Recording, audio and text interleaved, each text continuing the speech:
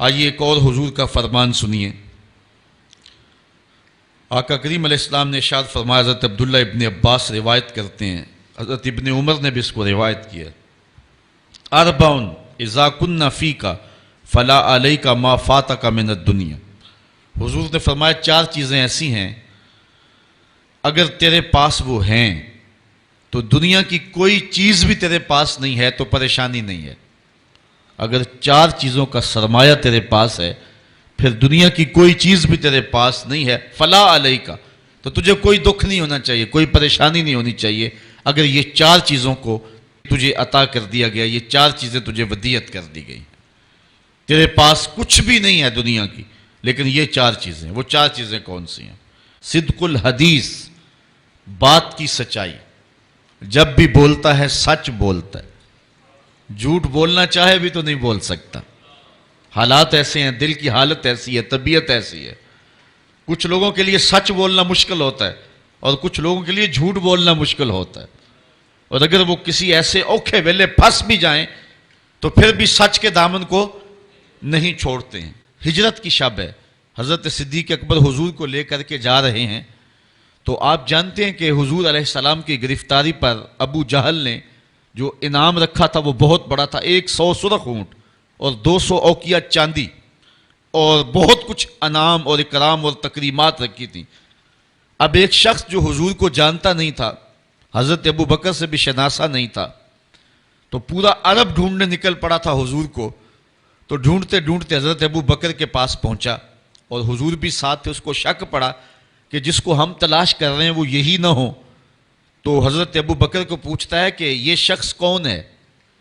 اب اگر حضرت ابو بکر کہیں کہ یہ حضور ہیں اور آقا کریم کا بتاتے ہیں تو پھر جو ہے وہ درست نہیں ہے، اور اگر کہیں کہ یہ حضور نہیں ہیں تو پھر ابو بکر کی زبان پہ تو سوائے سچ کے کبھی کچھ آیا ہی نہیں ہے۔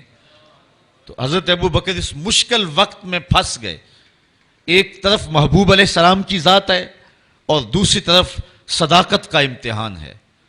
عرب میں جب قافلے چلتے تھے تو لوگ ان کے ساتھ سفر کرتے تھے، اور اگر کسی کو تنہا سفر کرنا پڑتا تو چونکہ جس طرح آج کل سڑکیں ہیں اس دور میں سڑکیں نہیں ہوتی تھیں، تو جنگلوں کے راستے تھے، صحرائی اور پہاڑی راستے تھے، تو کچھ لوگ ان راستوں کے شناور ہوتے تھے اور ان لوگوں کو ساتھ لے کر کے مزدوری پہ اور یا جو ہے وہ مدد کے طور پہ ساتھ لے کر کے ان کی مدد سے وہ سفر کیا کرتے تھے، اور ان کو عربی میں ہادی کہتے تھے، گائیڈ جن کے ذریعے سے سفر کیا جاتا تھا۔ تو حضرت ابو بکر سے پوچھا کہ اس شخص نے کہ یہ تمہارے ساتھ کون ہے؟ تو حضرت ابو بکر صدیق ایک لمحے کے لیے تو پریشان ہوئے اور پھر فوراً کہا، ھذا ھادی یہدینی الی صراط المستقیم، یہ میرا ہادی ہے جو مجھے سیدھی راہ پہ لے کے جا رہا ہے۔ تو وہ سمجھا کہ یہ کوئی گائیڈ ہے، لیکن سیدنا صدیق اکبر بتا رہے تھے میرے دل و جان کا ہادی اور مرشد یہی تو ہے نا۔ تو سچ بھی بولا اور جو ہے وہ جو مقصد تھا وہ بھی پورا ہو گیا۔ تو کچھ لوگ سچ بولنا چاہیں تو نہیں بول سکتے اور کچھ لوگ جھوٹ بولنا چاہیں تو نہیں بول سکتے۔ اگر اللہ کسی کو یہ شان دے دے کہ اس کی زبان پہ سچ ہی آتا ہو تو اس کو دنیا کی کوئی اور شے نہ بھی ملے تو یہ ایک بہت بڑی دولت ہے۔ پہلی چیز جو حضور نے فرمائی سنیے، صدق الحدیث، اس کو جو ہے وہ سچ بولنے کی عادت ہو۔ سچ بولنا کبھی کبھی بڑا اوکھا بھی بن جاتا ہے۔ وہ بابا بلے شاہ نے کہا تھا، سچ آنکھیں پامبڑ مچ دینے۔ جب بندہ سچ کہے تو مشکلات تو پیدا ہوتی ہیں، اور آج کے اس دور میں جھوٹ کو فن جانا جاتا ہے، لیکن جو حق کی راہوں کے مسافر ہوں ان کو جو بھی قیمت ادا کرنی پڑے ان کی زبان سے سوائے سچ کے علاوہ کچھ آتا ہی نہیں ہے۔ اور ایک حدیث میں آتا ہے جب کوئی بندہ جھوٹ بولتا ہے اس کے منہ سے بدبو نکلتی ہے اور اللہ کے فرشتے ایک ایک میل اس سے دور ہٹ جاتے ہیں۔ تو سچ ہی مومن کا مزاج ہے اور مومن کی زندگی ہے۔ تو جس کو یہ چار چیزیں مل گئی ان میں سے پہلی چیز سچ، دوسری چیز وحفظ الامانہ، امانت کی حفاظت، وہ امانت مال کی صورت میں ہو، وہ قومی ملکی شخصی راز کی صورت میں ہو۔ جو اللہ کے بندے ہیں وہ امانت میں کبھی بھی خیانت نہیں کیا کرتے، یہ ایک بہت بڑی دولت ہے اگر کسی شخص کو نصیب ہو گئے، ورنہ پیسے دیکھ کر کے تو بڑوں بڑوں کے منہ میں پانی آ جاتا ہے اور اپنا دین اور اپنا ایمان بیچ دیتے ہیں۔ آج کل تو خیر لوگ چائے کے پیالی پہ دین بیچ رہے ہیں، آج کل تو جو ہے وہ چند ٹگوں پہ ایمان فروخت کیا جا رہا ہے۔ حضور نے اس دور کی نشاندہی کرتے ہوئے فرمایا تھا کہ لا یبق من الاسلام الا اسمہ ولا یبق من القرآن الا رسمہ مساجدہم عامرۃ وہی خراب من الہدی، اور پھر فرمایا تھا یصبح الرجل مومنا ویمسی کافرا یبیع الرجل دینہ بعرض من الدنیا، دنیا کی چند کوڑیوں کے بدلے لوگ ایمان بیچا کریں گے۔ تو یہ آج دور آیا ہے۔ ایک بندہ کہتا ہے کہ میں اگر جھوٹ نہ بولوں، اگر جھوٹی قسم نہ اٹھاؤں تو جو ہے وہ میرا سامان ہی نہیں بکتا۔ واقعی تیرا سامان نہیں بکتا، چونکہ تیرا مقسوم حرام لکھ دیا گیا ہے۔ اگر تو سچ بولنے کی عادت اختیار کر لیتا تو اللہ سچائی میں وہ برکت رکھی ہے جو کسی اور شے میں نہیں رکھی ہوئی ہے۔ اس لیے ہر لمحہ ہر ساتھ امانت کے اندر خیانت سے بچنے کا ذہن ہونا چاہیے، اور اللہ تعالیٰ مدد فرماتا ہے۔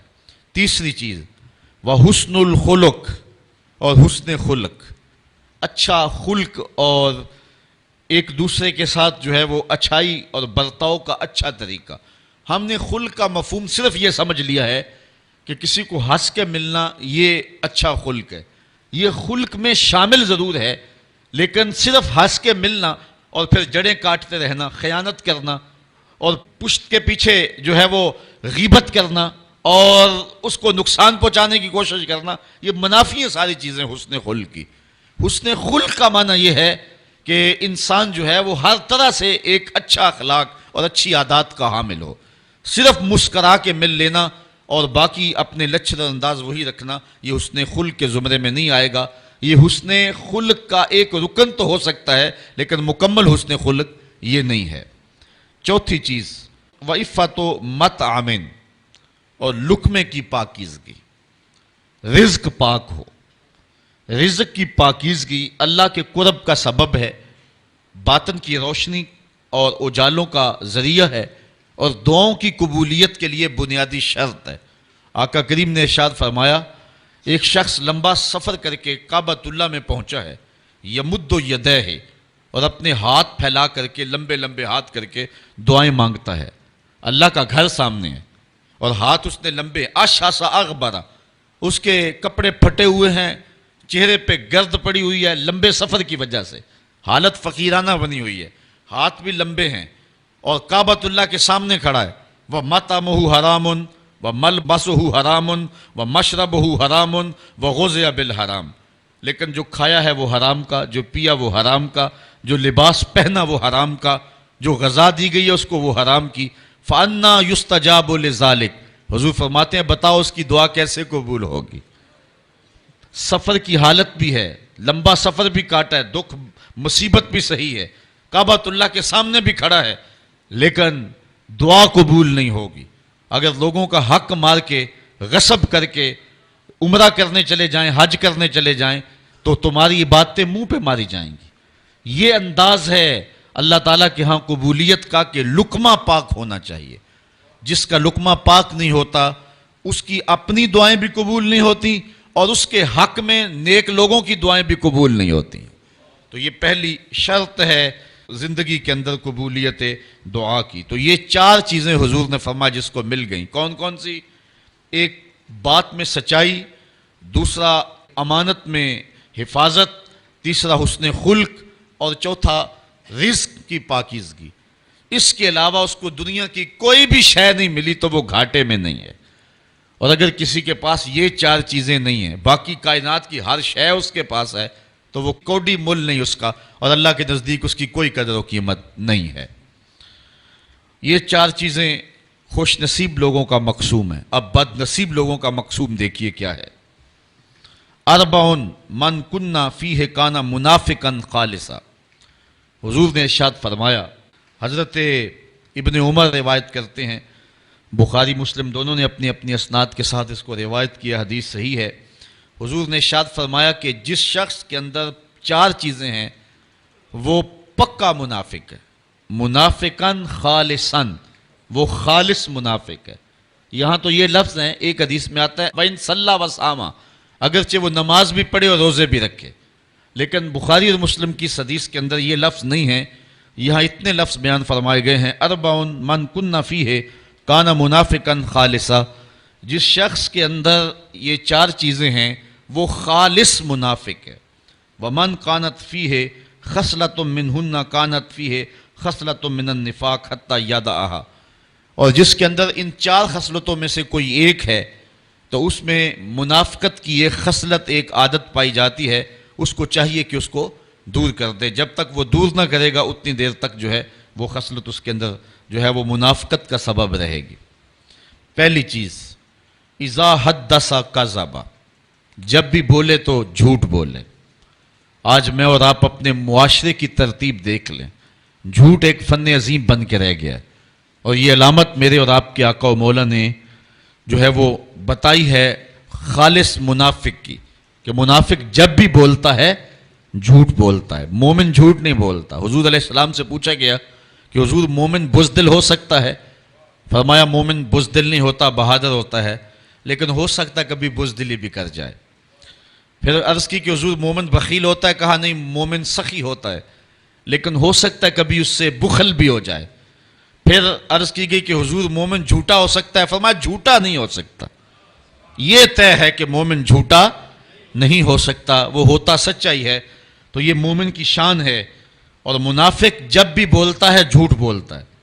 وَإِذَا وَعَدَ أَخْلَفَ، اور دوسری منافق خالص کی علامت یہ ہے کہ جب وہ وعدہ کرتا ہے تو پھر پورا نہیں کرتا۔ آج کل تو جس سے وعدہ کریں لوگ کہتے ہیں اللہ کرے وہ ماری جائے، جس کو پیسے دینے ہو کہتے ہیں کہ وہ تو کسی ایکسیڈنٹ، کسی حادثے میں فوت ہو جائے، مجھے دینے ہی نہ پڑیں۔ آج کل تو حالات اس سے بھی